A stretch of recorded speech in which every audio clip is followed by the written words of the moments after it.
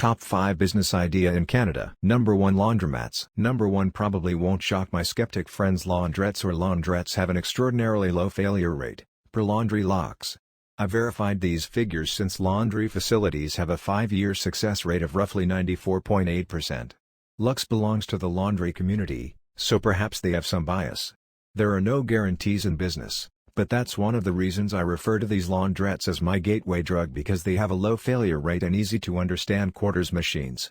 The Chamber of Commerce conducted a study in collaboration with Speed Queen that revealed that they have about a 93% success rate, or somewhere in the 90s, to put it again.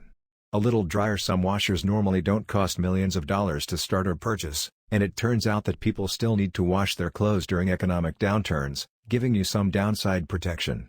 Last but not least, there is a passive component. If you operate a laundromat as an absentee business, you can run it remotely or with very few workers or contractors. In this case, your staff become your machines. We have a comprehensive video on the specifics of how we operate laundrettes for you.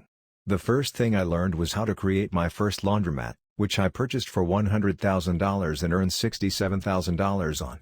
The second thing I learned was how to make a laundry for $3 million.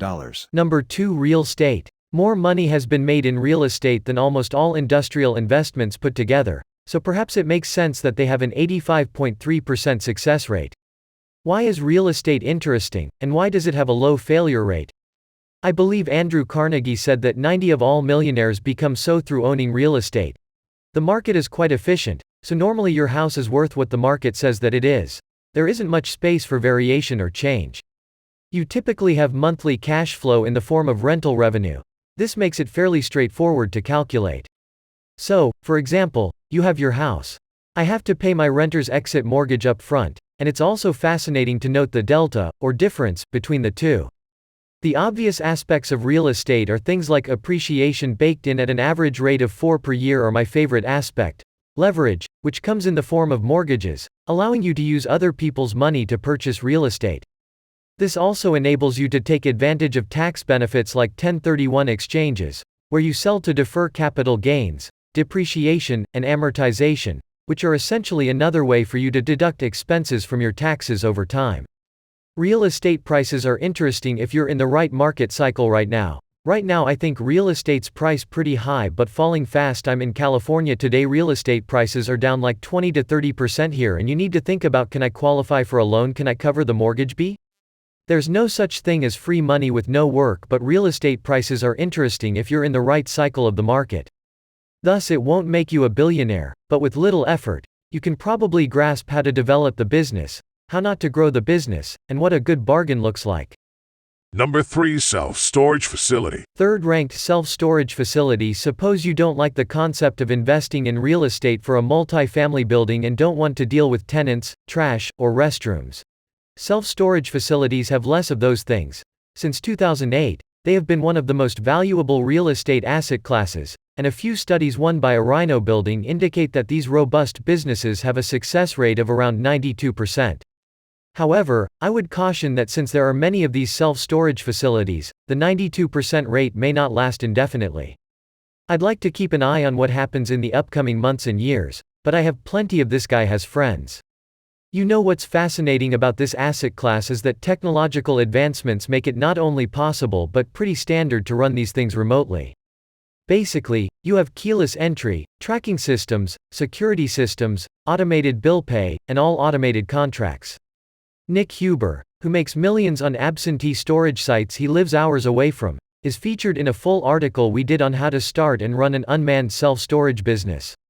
Consider what you can accomplish if you simply paint the front of your self-storage unit and what the typical rise in the property value is for that. As a result, the phone has allowed us to have no manager on site needed in most situations. Number 4, transportation businesses. Transport companies' last-mile deliveries. With the advent of e-commerce, the gig economy, and online platforms, it's become more important than ever to have a way to get the goods into our greedy little mitts and porches. I believe last-mile delivery is the biggest change in our economy in the last 10 years when it comes to transportation and logistics. We have an entire article on this site about how one man turned this idea into a successful business. According to Advisor Smith, these businesses have an average success rate of about 76.4%. I thought these businesses would be more complicated because there's a huge difference between short and long-haul trucking or shipping food from Uber and long-haul trucking, so your results will vary. But on average, I thought these businesses would have a high success rate. Number 5 Vending Machine. Speaking of perhaps my favorite intro starter business, vending machine, you don't need a lot of money to buy one and get started. If you're incredibly smart and resourceful, you could purchase a used one for $800 like this. As I've mentioned numerous times, I have friends who own vending machines that sell healthy food as well as regular vending machines. Oh, is this name dropping? I suppose it would be, but all of this is to say that Number 6 Senior Care Centers. I always can't afford that when you're just starting out, but I didn't realize that there are a lot of small homes where they actually rent a house and get it zoned appropriately for senior care, or alternatively buy a house and get its own or the necessary certificates to be able to have assisted living there, which is why this idea is actually kind of interesting. There are definitely oversights, certifications, and zoning that you have to be aware of, but you don't have to have the $1 million